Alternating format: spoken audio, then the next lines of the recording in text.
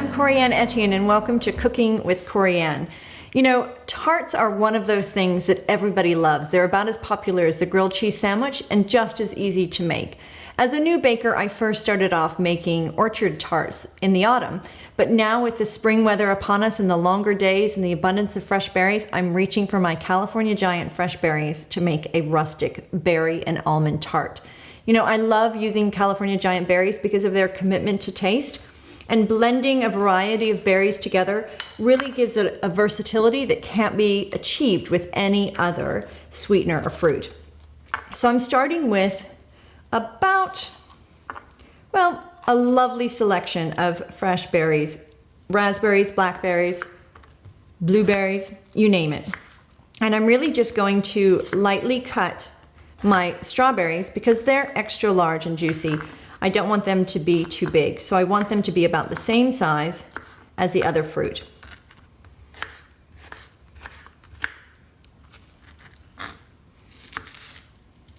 And what I love about a rustic tart, well, frankly, it's my version of saying a lazy tart because you don't have to worry about precision cutting. Just one more strawberry to the blend. These are so juicy. I have strawberry juice kind of dripping off my hands as I cut them. Let's give it a try. Those are fresh berries. Makes such a change, as I said. Coming into the spring season and being able to have berries in a tart. So I've got about a cup of fresh cut strawberries, and I'll be adding the same measurement of blueberries and blackberries, which I've washed earlier. And just kind of generously pop those. Oops, I have some runaway berries. You deserve to be eaten. And then pop those right into my bowl. And I'm going to add the juice of about a half a lemon. Not too much, but it really does bring out the freshness of the berries. We'll top in a few more berries. Go. And some fresh baker's confection sugar and a little bit of cornstarch.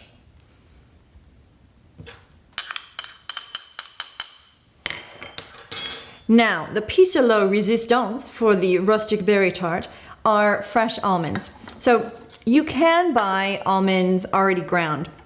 I love grinding them myself, not only because kind of the aroma of the almonds is really nice, but it just tastes so much nicer when they're freshly ground.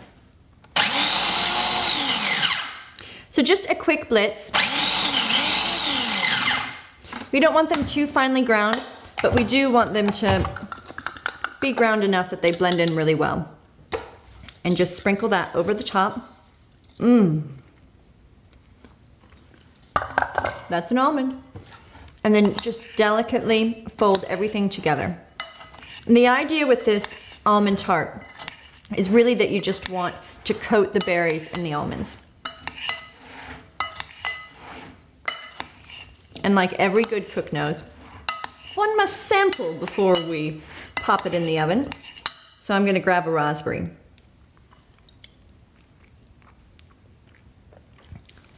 You know what I might do? While it cooks, give myself a little snack for later. So I'm just gonna pop to the fridge and grab the short crust pastry.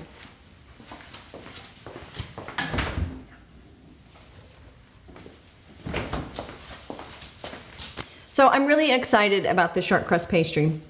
This is one of those things that about a year ago, I could never have done. But with a little perseverance, I figured out that making pastry isn't actually that difficult. Gonna scoot all my goodies over.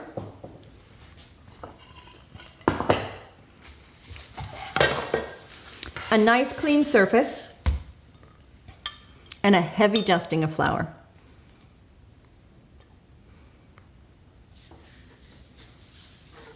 And just a heart, just because. So you're gonna unwrap that pastry from earlier. The minute you unwrap that short crust pastry, the butter smell, oh, it's so Moorish. You know it's gonna have some nice flakes to it. So I'm gonna pop it right on down. grab my rolling pin and give it a good dusting. Apparently I'm giving myself a good dusting at the same time. And just kind of roll that right out. So can you see where there's kind of layers already? That's a sign of a great short crust pastry. That means that you're going to have some beautiful flakes on your tart. And because I'm not as strong as I look, it takes me a little bit longer to roll these out. You don't want it to be too thin or too thick. You want it to be just perfect.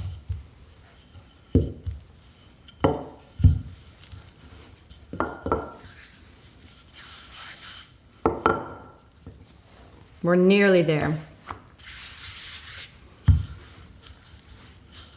Now there are two ways you can make a tart. One is that you blind bake the tart beforehand. But if you're in a little bit of a hurry, you can cheat by just popping it in the oven, as long as it's just a little bit thin. Ooh, nearly there, darlings. Perfect. You see that? That is a short crust pastry. Now, even though we're doing a rustic tart, we still have to make it look somewhat beautiful, right? You can take a shape and cut it right out, but I'm gonna just do it freehand. I'm a little wild and crazy like that.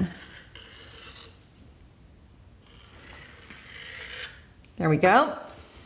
Look, all that time paying attention in geometry class, I'm able to do a circle. Gonna just wrap that together.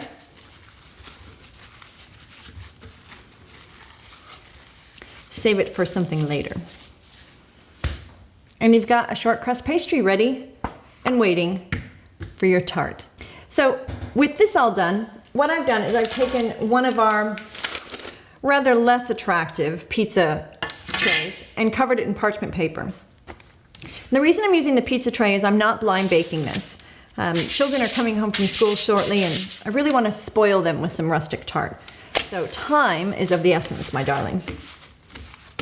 I lined it with parchment paper. And now I'm going to take my filling and just gently spoon it in.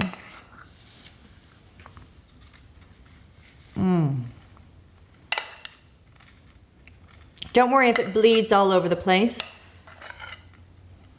You have plenty of time to beautify it.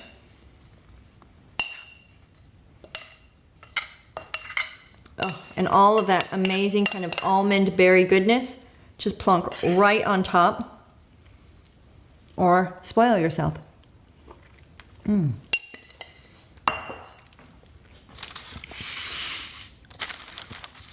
The lemon and the berry and the almond, fantastic.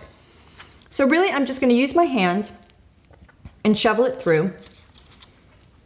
And then I'm going to take my pie pastry and just spin it and top it.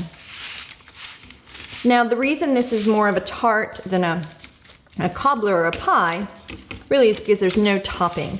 And so the fruit has an opportunity to kind of bake on its own. I've got an egg white here that I separated earlier, and I'm just going to delicately brush the tart with the egg white. And all this does is really hedge my bets, make it nice and golden brown. So when it comes out, even if it doesn't look absolutely perfect, it'll look delicious. Or at least I think so. Just one more. There we go. And then I've got a little bit of fine granulated sugar. So one thing you can do is kind of use raw sugar cubes, but I want this to be less about the sugar in appearance and more about the berries. There we go.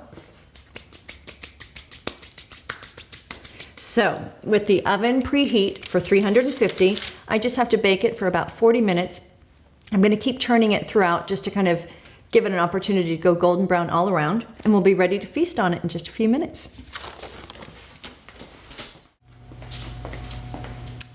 This smells incredible. So I'm just going to delicately lift up my parchment paper and put it onto a cooling rack and move this cumbersome beast just out of the way.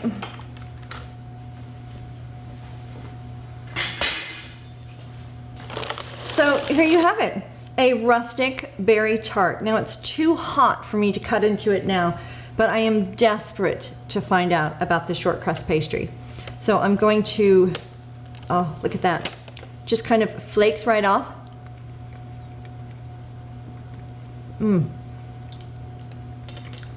Forget about it being too hot. I'm just gonna tuck right in.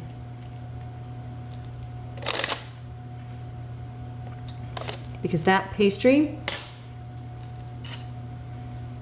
just a little dab will do you. We don't want everyone knowing that I sampled it beforehand. A little blow.